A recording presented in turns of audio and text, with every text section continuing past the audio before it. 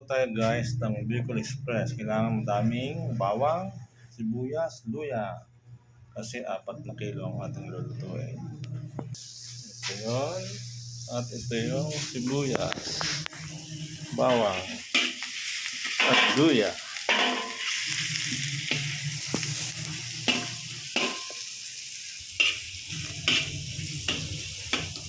Habang nagsasaing naman tayo ng masarap na tulinga, gulyasan.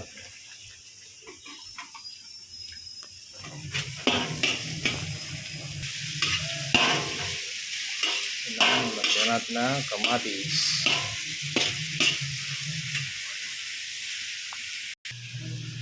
Lagyan natin ng sitaw. 4 na kilo Bicol Express.